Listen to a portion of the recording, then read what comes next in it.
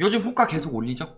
집값 떨어지는 징조들이 나오고 있음에도 불구하고 호가 올리면서 전문가란 작자들 같이 껴가지고 집값 절대 안 떨어진다, 이런 식으로 이야기하고 있고, 최근에 이제 고점 찍고 주가가 떨어지기 시작했죠.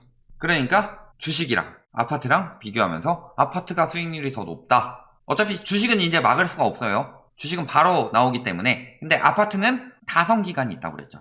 모든 부동산은 타성기간이 있다. 왜? 부동산이 타성기간이 있는 이유는 두 가지가 있죠. 첫 번째는 시장 참여자가 다 이익을 가지고 참여하진 않죠. 예를 들어 주식을 하는 이유는 뭐예요?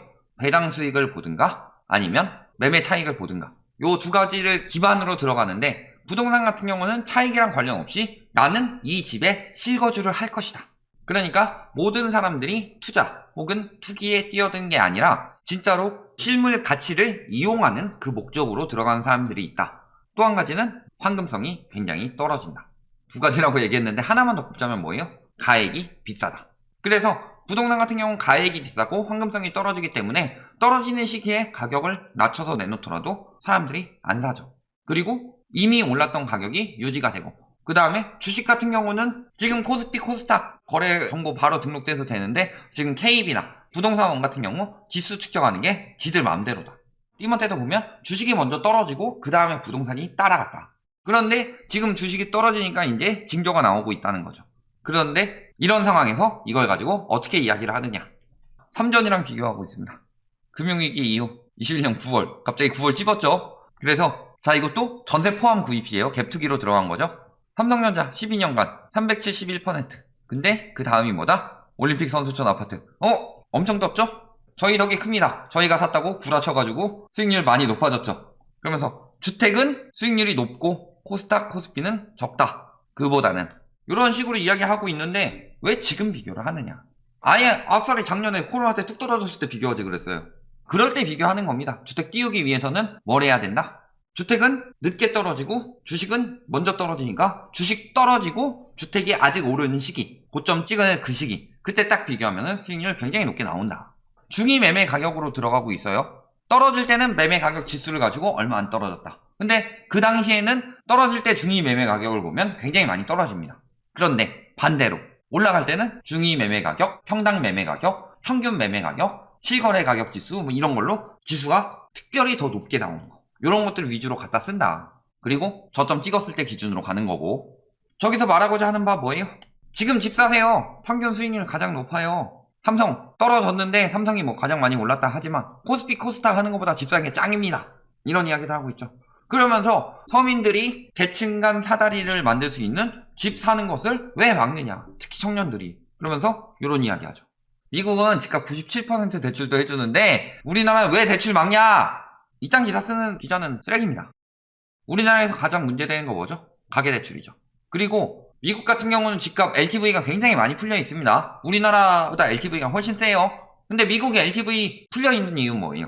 미국은 바젤3 도입이 조금 더 일찍 됐기 때문에 DSR 도입이 예전부터 되어 있었다. 그래서 미국 같은 경우는 DSR 43%로 예전부터 되어 있어요. 근데 우리나라 DSR 40% 도입 언제 했어요? 3달 됐어요, 3달. 그런데 LTV 막 풀면 돼요? 저 97% 대출 받는 사람 뭐예요?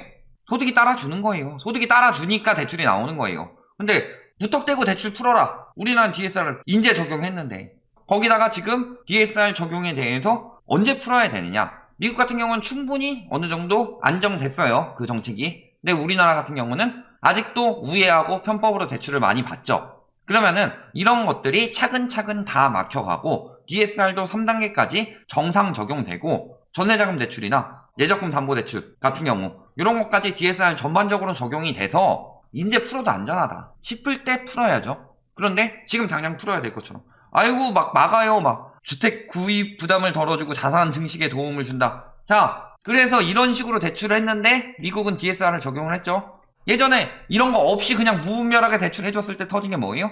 서브프라임 모기지 사태가 터졌죠. 그래서 생긴 게 바젤3예요. 그런데 그걸 우리나라에서 터트려라. 청년층 대출 많이 해줘서 자산 증식 해줘라가 아니라 청년층 대출 많이 해줘가지고 지금 집값 거품 띄워가지고 지들 차익 남기고 판 다음에 터져가지고 그들은 죽든 말든 상관없다. 왜 DSR 규제 얘기 안 해요? 우리나라보다 훨씬 더 도입 일찍부터 돼가지고 안정적으로 자리 잡았는데 특수 사례들만 가지고 이야기하고 있죠. 이런 식으로 이야기하면서 대출 더 해줘야 돼. 서민들 주거지원 끊겨. 서민들 집 못 사. 청년층 자산 증식 못해. 죽어. 이런 식으로 이야기해서 청년층 자꾸 지금 불안하게 만들고 뭐 하는 거예요? 그러면서 호가 올리고 있다. 매도 호가, 최고가와 최저가 차이가 5억 원 이상인 단지수. 엄청 호가 띄우고 있다는 거죠. 자, 어느 지역이에요? 화성. 어디겠어요? 우리 제일 욕 많이 하는 그 동네죠. 그 다음에 인천, 서초, 남양주. 지금 보면은 어디 쪽에 다 집중되어 있어요? 서울 수도권. 근데 문제는 서초보다 화성이 많다. 왜냐면은 5억 이상 차이 나기가 힘들어요. 동탄 말고는 다른데 뭐 올려봤자 얼마나 되냐. 시거래가가 얼만데. 그러니까 이런 지역들에서 장난질 치고 있다라는 거죠. 서초 같은 경우는 그나마 좀 이해가 가능하죠. 예를 들어서 50억짜리 집이 있어요. 그거 가지고 누가 52억에 내놓은 사람도 있고 47억에 내놓은 사람도 있다. 그런 경우 가능하죠. 그런데 요 지역들에서 그게 가능하냐. 연수구면 어디예요? 성도. 그 다음에 뭐 의왕 뭐 이런데 GTX 들어온다고 엄청 띄우죠. 고양시, 덕양구. 심각한 데가 많이 있다. 강남보다 심각한 데도.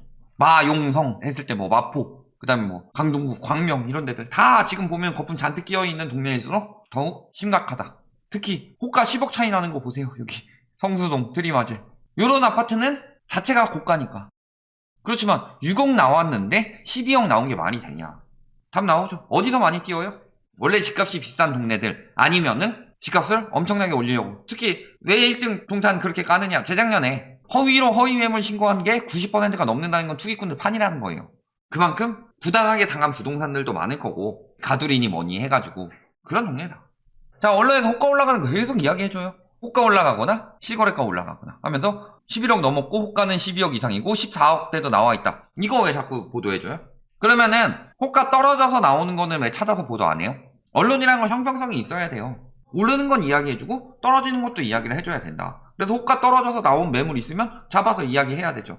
호가 얼마 뛰었다. 호가 내일의 실거래가 자꾸 이딴 이야기 하죠. 그러면서 당연히 호가는 실거래가가 될 것이다. 그런데 이 언론의 행태를 정확히 표현한 게 뭐냐. 예전에 잠실 1cm 고가 거래됐을 때 이거 신고되기도 전부터 엄청 고가 거래됐다. 중개사들 사이에 퍼지고 더 오를 것이다. 이런 이야기 해놓고서 저가 거래 딱 하나 되니까 뭐라 그래요?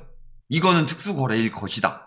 떨어지는 것에 대해서는 다 부정적으로. 그래서 특수거래일 것이다 라고 언론이 이야기해놓고서 막상 특수거래가 아니면 정정보도를 하냐 안 하냐. 안 해요. 왜? 추측이었으니까. 자, 그런 식으로 해서 거래 얼마나 됐냐. 한 건 됐어요. 한 건. 여기서 이렇게 뛰는 게 이게 정상적으로 뛰고 있냐. 한 건, 두 건에 걸쳐서 뛰었네요. 이렇게 뛰는 게 말이 되냐. 그렇다면은 둘 중에 하나겠죠. 실거래 조작 아니면 낚인 호구. 근데 낚인 호구일 가능성 높지 않고 특히 이런 계단식으로 뛰는 거는 조작일 가능성이 굉장히 높다. 보세요. 작년 9월만 해도 이렇게 됐고 이렇게 되다가 갑자기 8월만 해도 이랬는데 한 달 만에 또 1억 5천이 뛰는 게 말이 되냐. 무슨 호재가 더 생겼죠? 김포에? GTX-D가 갑자기 뭐 또 강남까지 연결이 된대요? 9월에 그런 기사가 떴어요? 아무 이유 없이 갑자기 저렇게 거래가 된다. 실거래 조작일 가능성이 굉장히 높죠. 그런데 저런 거는 다 오늘의 호가는 내일의 실거래가 뭐 이런 식으로 있고 나중에 취소됐을 때 예전에 이런 식으로 신고가 떴는데 취소됐다. 이런 식으로 가격 조작 들어간다. 라고 니들이 신고가라고 보도한 거 정정보도 해요? 저렇게 뛰면 뭐예요? 거래량 이 모양인데. 거래량 이 모양이죠. 아직 안 끝났다지만 9월 이제 한 열흘 정도밖에 안 남았죠. 니들이 아무리 호가 띄워봐라 이제 사람들이 못 산다. 돈이 없어요. 돈이 없다는 게 어디서 드러났냐. 자, 대출 늘었어요. 9월에 가계대출 6.5조라고 그랬어요. 대부분이 주담대다. 그렇다는 거. 여기서 하는 주담대 저번에 봤지만 주담대가 대부분인데 거기에 전세자금 대출 포함해서 이야기를 했었죠. 자, 그러면 주택에 돈이 많이 들어갔다. 대출을 엄청 많이 받았어요. 그럼 뭐 해야 돼요? 그만큼 집을 샀었어야 되는데 9월에 거래량이 이 모양이죠. 거래량이 떨어지는 이유가 뭐예요? 대출을 많이 받아서 집을 사고 있는 사람들이 있는데 극소수죠. 그리고 예전엔 대출 많이 받아서 사는 사람, 내 현금으로 사는 사람, 이게 적절히 섞여 있었다면 지금 대출 받아서 무리하게 사는 사람들 외에는 거의 없고 대출을 저렇게 받아도 거래량이 굉장히 떨어졌다는 거죠. 대출을 받아도 거래량이 떨어졌다는 건 여력이 없다는 소리죠. 진짜 돈 있는 현금 부자들은 뭐 하고 있다? 안 사고 있다는 거예요. 대출을 받아서 사는 사람들만 가지고 거래량이 거의 저렇게 나오고 있다는 거죠. 현금 부자들은 안 사고 있다. 9월에 가계대출 올라갔고 대부분이 주담대인데 아파트 매매 거래 금액은 떨어졌다. 얼마나 떨어졌어요? 거의 3분의 1 가량이 떨어졌죠. 안 산다는 거예요. 돈 없고. 대출 저렇게 빌려도 사서 비싸다. 저렇게 빌려봤자 거래가 안 된다. 가액도 없다. 거래 금액도 얼마 안 된다. 이런 것들 다 드러나고 있죠. 한문도 교수님 소득에 맞춰 정상적인 집값이 유지될 때는 문제가 없는데 가수요, 투기수요, 잠재수요들이 동시에 몰릴 때가 있다. 이때가 언제다? 집값을 올리려고 작전을 펼 때다. 그래서 매집하고 가격 담합가지고 맨날 라이트하우스가 음모론 이야기하고 있는데 가격 담합했어요 안 했어요? 양심에 손을 얹고. 물론 양심이 없는 것들이죠. 여기 와서 댓글 다는 꼬라지 보면 양심 없는 것들인데 했어요 안 했어요? 구라쟁이들아. 해놓고서 안 했다고 우기죠. 실거래 조작 걸린 것도 한두 개가 아닌데. 실거래가 뜨고 나중에 취소되면은 그거 심리에 영향 미쳐요 안 미쳐요?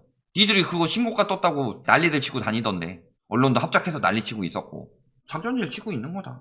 주식만 작전 있어요? 부동산 더 심하지? 교수님이랑 똑같은 모 조합장 대단하신 분께서 나와서 본인이 직접 부끄러운 줄도 모르고 이야기했죠. 작전질 치고 있는 거. 그래서 호가 올리고 실거래가 장난질 치고 이런 식으로 간다.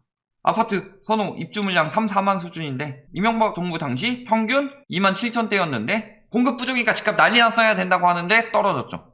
지금 서울 아파트 인허가 물량 5만 호 가까이 되고 MB 정부 때 3만 8천 원, 그 다음에 박근혜 정부 때 3만 5천 원. 맨날 공급 부족 이야기하고 있는데 공급은 부족해서 집값 계속 올라요. 아니 심지어는 떨어진다는 인간들 있잖아요. 떨어진다는 유튜버들. 그 사람들도 저 말에 속아가지고 확인도 안 해보고 공급 적다고 이야기하는 사람들도 있어요. 굉장히 쇼킹한 얘기죠. 물량이 동시 폭발하면서 금리 올라가서 물론 떨어진다는 이야기하고 굉장히 위험하다는 경고 같이 하고 있지만 저런 말에 속아서 넘어가고 있다니까. 물량이 없어요? 21년도도 물량 없지 않아요. 내년에 잠깐 물량이 적을 뿐이다. 그 전까지 공급 부족 아니면 계속 공급 과잉이었다. 결론 호가 조작질하죠? 여기다가 뭐 실거래 조작들까지 같이 들어가죠. 이거 다 드러나고 있어요. 좀 더 강하게 이야기해봐야 되죠. 그 다음에 또 하나는 뭐예요? 주담대 늘었다고 하지만 실제로 거래 금액은 되떨어졌다. 쉽게 얘기해볼까요? 주식시장에서 따져보면은 비투하는 사람은 늘었는데 거래 금액은 계속 떨어지고 있다. 떨어질 징조죠. 그럼에도 불구하고 뭐 아파트가 수익률 엄청 높다. 안정적인 수익률을 올린다. 언제부터 이야기했어요? 2009년부터 이야기했어요. 근데 잘 생각해보세요. 주가는 그 전에 2008년에 떨어졌다 올랐죠. 그리고 집값은 2008년부터 떨어지는 추세였죠. 그래서 그래프가 이렇게 된다면 주가는 어디서부터 비교한 거냐? 이런 식으로 안정이 되죠. 그렇다면 주가는 여기서부터 여기까지 비교한 거라면 아파트는 여기서 떨어지고 있는 도중에 비교해서 이렇게 잡으니까 당연히 다를 수밖에 없다. 호가 저렇게 잔뜩 올려놓고 고점 신호들 나오고 있는데 저거 살 때예요? 언론의 이중성에 넘어가지 마라. 그래서 맨날 음모론이라고 몰아붙이는데 궁금하면 언론사 몇 개 찝어가지고 예를 들어 조중동이라든가 혹은 경제지 같은 거 찝어가지고 얼마나 편중되게 하는지 한번 확인해 보세요. 거짓말 안 하니까. 그 남아있는 자료들은 포털에 지워도 남아있습니다. 얼마나 되는지 한번 확인해 보세요. 그리고 예전에 떨어졌을 때 지들이 잘못 얘기했던 거 싹 다 지우고 도망간 것들도 제목이 남아있다. 여기까지 말씀드리겠습니다.